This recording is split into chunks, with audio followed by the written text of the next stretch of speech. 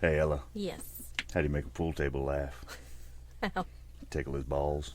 God. All right, everybody. Welcome to Murder and Mystery in the South. I'm Justin Case. I'm Ella Blue. And we are joined again by me, the producer, Slick Rick. You're welcome. All right, Ella, what are we talking about today? Well, this one is very interesting, and it was suggested by somebody I know, so we're going to talk about Corpsewood Manor Ooh, in Georgia. sounds like a lovely name. Yeah, and again, I know there was a disclaimer on the beginning of this, but I just want to reiterate that this one's kind of heavy, so Viewer discretion is most certainly advised. definitely. Well, I mean, it's Corpsewood, so we're obviously talking about rigor mortis. All right, You would be surprised. Probably not, but go ahead. let's get into it.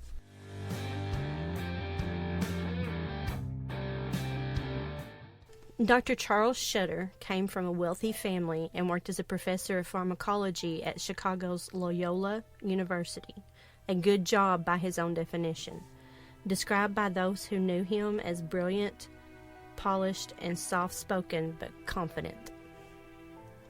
Scudder was born October 6, 1926. He was married twice. He wound up having 4 sons with his second wife. After his second divorce in 1959, Scudder hired a man named Joseph Odom to help around the house with the boys. Odom stayed after they grew up and moved out, and the two men became lovers.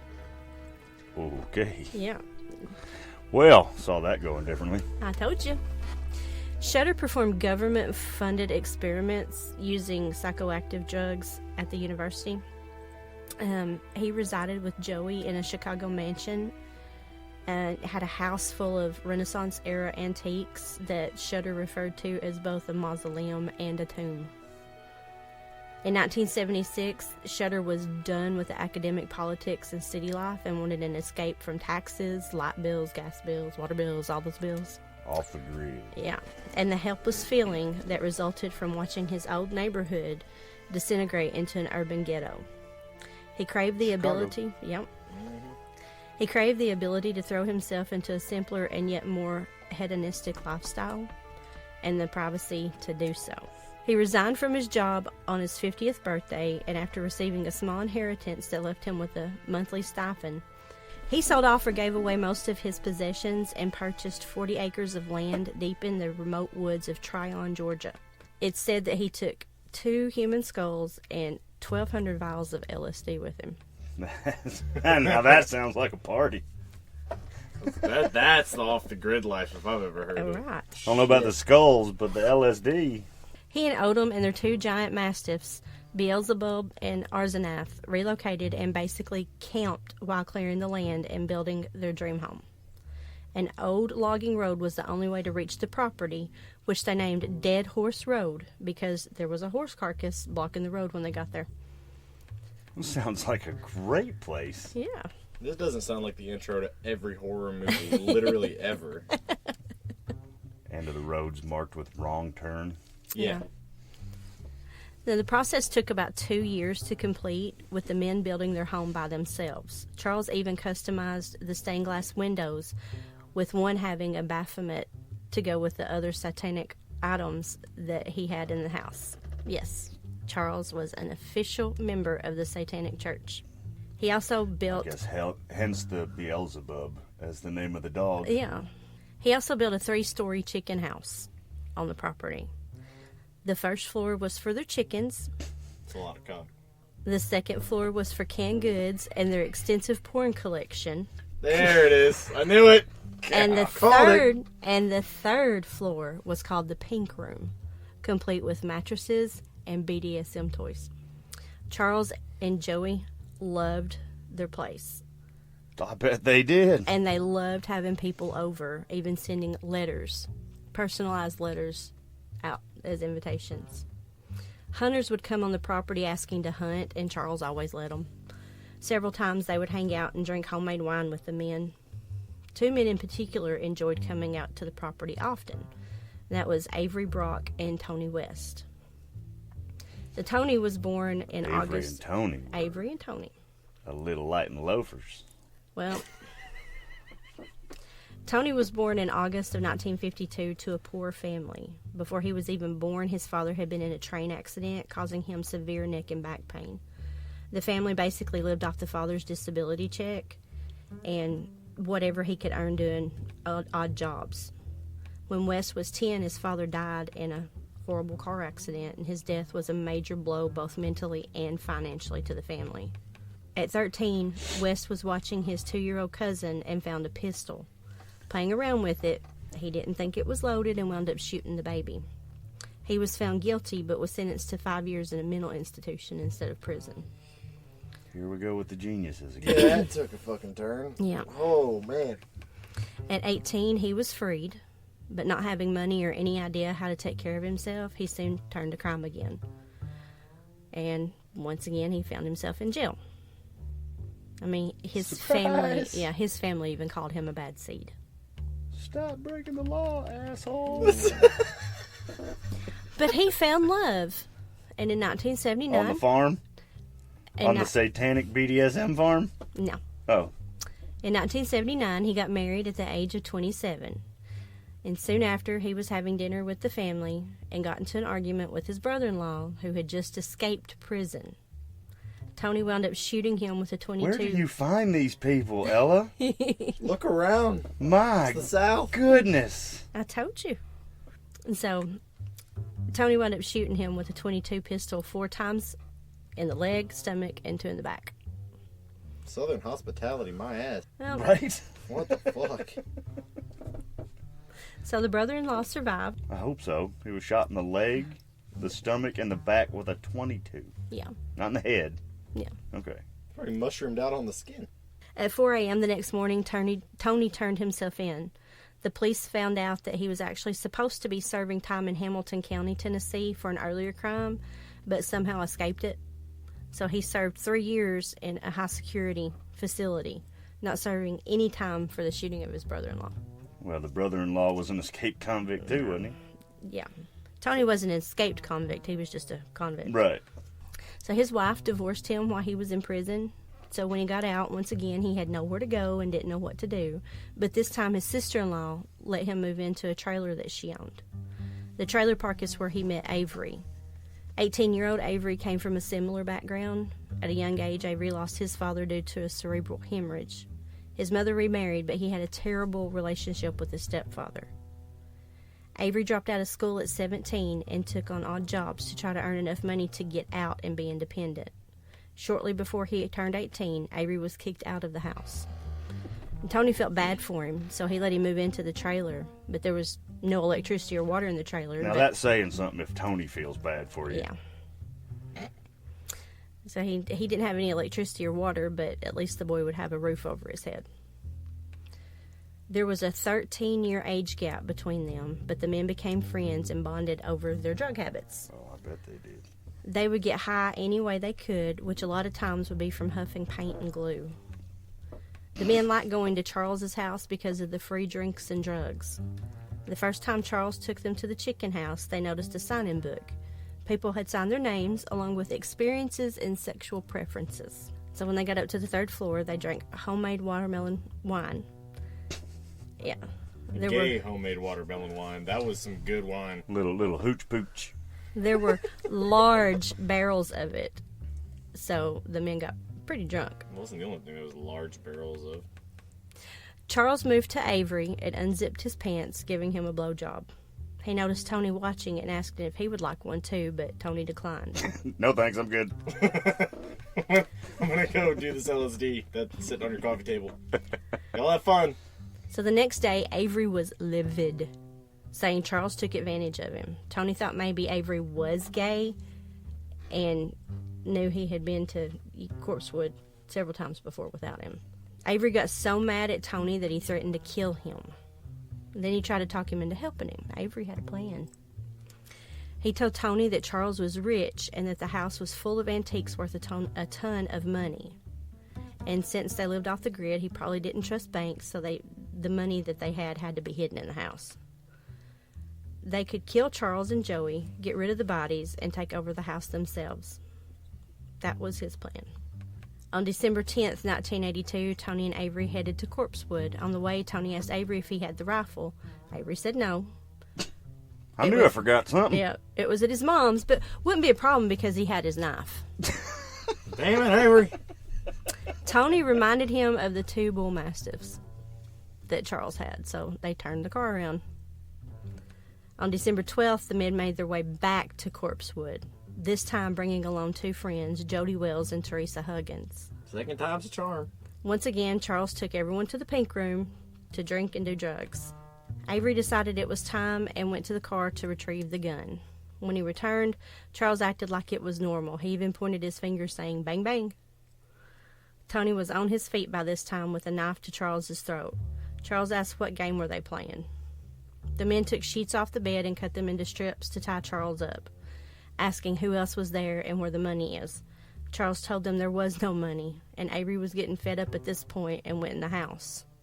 When he walked in, he found Joey in the kitchen cleaning up supper dishes. When Joey saw Avery with the gun, he turned to run out the other door. Avery fired and caught Joey with 2 bullets, one in the head and one in the arm. Oh, and Joey was such a good little housewife. Mm-hmm. The dogs ran in at this point, and Avery shot at them. He went back to the chicken house at this point and took Charles down to the first floor and threw him in with the chickens. Tony and Avery made Jody and Teresa come with them into the main house. They started pulling the place apart, looking for the money and those expensive antiques. When they made their way into the study, Tony heard a low growl behind him. He turned around to see one of the dogs and pulled the trigger and shot him. He then found the other dog, who was wounded by Avery earlier, and shot him again. Damn it. I know. I had to kill the dogs. I know. Dirtbags. Tony and Avery got tired of looking and finally dragged Charles into the house, throwing him into a chair. They kept interrogating him and found out that he, in fact, had no money at the house. He had $40,000 in the bank left from his mother's inheritance and collected about $200 from it every month. That was it. That's what they lived on. Couldn't have happened to a nicer Satanist. Charles got up and made his way towards Joe, and he was told to sit down, but he didn't listen. He leaned over Joe crying, saying, "I asked for this." They shot him twice in the head. And when he went to check, Avery said that he was still breathing, and every time he took a breath, blood would come out of the bullet wounds. He shot him 3 more times in the head. Well, you gotta make sure. I mean, that's just 3 more times. And What was he shooting him with? the 22. I was about to say, probably that 22. Still the 22. Yes. Well, no wonder he got to shoot him 5 times in the head. The 2 men loaded up everything they could find and then took the keys to Charles's Jeep. Tony, Jody, and Teresa got in his car while Avery got in the Jeep. As Tony was backing down the driveway, he was going a little too fast and slid into a ditch and hit a tree. Avery had to turn the Jeep around and pull him out, and then they were on their way. Wow. Bunch of Einsteins over here. I got nothing for that, man. Tony talked Jody into buying his car. Then Jody and Teresa left. Jody's mom was taking Teresa home when she broke down and told Jody's mom everything. Jody's mom told him she wouldn't say a word, but she knew Teresa would, so she came up with the plan to have Teresa pick up her daughter. And once they got to the house, they kept Teresa locked in a room for 4 days to keep her away from the police. Jody eventually took Teresa with him to a friend's house where she was able to find a phone and call her uncle. During this time, Tony and Avery told family and friends they were packing up and heading to Florida, but they were really heading to Mexico. The men stopped in Louisiana at a rest stop to get some sleep. When Tony woke up in the morning, he noticed there was only one other vehicle at the rest stop. He grabbed the 22 from the back seat and walked over and knocked on the window where Kirby Felts was sleeping. Kirby told him he could have whatever he wanted. Tony handcuffed him and took him into the woods. When he took one of the cuffs off of Kirby to cuff him to a tree, Kirby was able to punch Tony in the head, and Tony was able to fire off 3 rounds into Kirby's head, killing him. When he got back, he told Avery to drive the Jeep and he would drive the car. They abandoned the Jeep in the woods a little farther down the road and took off. 3 men out with metal detectors found Kirby, but there was no ID, so he was just listed as a John Doe. 3 days after the murder, a friend of Charles and Joey's went to Corpsewood to let them know about a mutual friend that had passed away. When he got there, he noticed the Jeep was missing, but thought maybe Charles had gone into town to buy supplies since he did that once a month. When he came back the next day and the Jeep was still gone, he had a bad feeling. The men would have let friends know if they were going out of town. So he walked up to the house and he noticed the door open and bullet holes in the wall and the smell. You think? Yeah. He left and called police. They said the smell from the bodies and the food was so bad, investigators had to step outside to take breaks. This is the same day Teresa was able to find a phone, so the cops came to pick her and Jody up and take them in for questioning. Avery and Tony couldn't agree on what to do and began fighting, and once they got to Texas, they went their separate ways. Avery hitchhiked back to Georgia, and he called his mom from a payphone to come and get him. As she was getting ready to leave to go pick him up, the police showed up for him. She told him where he was, and they went and picked him up. He confessed to everything, even giving them a military ID that belonged to Kirby. Tony headed back a few days later. He ran out of gas in Chattanooga, Tennessee, just at the Georgia line. He started walking and found a patrol car at a bar. He was tired and hungry, so he went in to find the cop and told him to arrest him. I'm over it. Yeah. I give up. Dude, I'm hungry. Just arrest me. The officer didn't find any warrants for him in Tennessee, but once he got to Georgia, he did. And the police in Georgia were worried about the officer bringing him across state lines, so they made him turn around and go back into Tennessee. They made Tony walk 6 miles into Georgia so he could say he was coming on his own volition. That's awesome. Guy's already tired and hungry and gives up, and they're like, no, keep walking, pal. Yep. Yeah, that's funny. Avery pled guilty and took a plea deal, and he is serving 3 life sentences. Good. So Tony decided he's gonna fight this. He's gonna go to court. So he pled not guilty and went to trial. He thought that the jury in a small town in Georgia would believe him when he said that he was protecting himself against demons since Charles was a Satanist. He testified the furniture was glowing in the house. The defense tried to argue that since the police found LSD on the property, the wine was laced.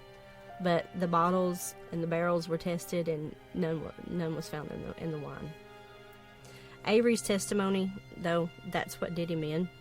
And he told the jury that this had been planned for a long time. And Tony was found guilty and sentenced to death, but it was overturned because there was an issue with the indictment. When he went back to trial, Tony pled guilty and took a plea deal to serve life in prison. What was the issue with the indictment? Somebody forget to cross the T? Probably. There was something. I read 2 different things, but one of them said that there weren't enough women on the jury. So? I don't know. It's 1980 something, so I'm not sure. Yeah, long after the suffrage movement, I think we're okay. Yeah. So he took the plea deal, and he's serving life in prison. Tell you what. Those 2 should find old Toby from episode 3, and they could be the 3 Stooges. Yeah. Yep. No kidding. Because they're all idiots. Well, there was a memorial at Corpsewood, and Joe's ashes were scattered on the property. They should have scattered them in the chicken coop. Charles's sister came and took his ashes back to Wisconsin with her. But someone burned the house down not long after, and now it's just. I wonder why. Yeah, now it's rumored to be haunted. Many have said you can Wait, still. The dead Satanist house that got burned down is rumored to be haunted? Yep. No way. No way. Many have said that you can still hear gunshots, dogs barking, and see glowing eyes. Paranormal investigators have claimed to find lots of evidence to back the haunting thing up. Deputies that were on the scene even said that it felt like they were being watched when they were all there. And looters who stole some of the antiques have had a run of bad luck as well. Like, they have actually said, nope, I stole this, here, take it, because it kind of reminds me of Robert the Doll. Yep. Wow. Yeah. I think the thing that gives me chills, though, is that Charles had a painting of himself hanging up Uh-huh. that he was gagged and had 5 bullet holes in his head. Yeah, is that not crazy? It's like it's a premonition. He got his wish. And the whole, I asked for this. Yep. I mean, was he saying because he led the lifestyle of being a gay man and a Satanist? I'm gonna guess no. If he had a painting of that up, I'm gonna say he was being a little more literal. It's crazy, but that is the story of Corpsewood, and I think that is talking about wanting to go to these places, I think that is some place that I would really like to go and see. I've seen the pictures of the remains of the Ella, house. you can't go in the chicken coop. I don't want to go in the chicken coop. I just want to see. Twisted. I want to see the remains of the house, because it was rumored to have looked like a castle, and from what I could see, the pictures, it really did. It had a turret, and I mean, it was pretty from the outside. I never saw pictures of the inside of it though. So there you go, folks. There's the story of Corpsewood and all the twisted living and dead issues that might be there. Thanks for stopping by and hanging out with us today, guys. And we'll see you again next time. Y'all come back now.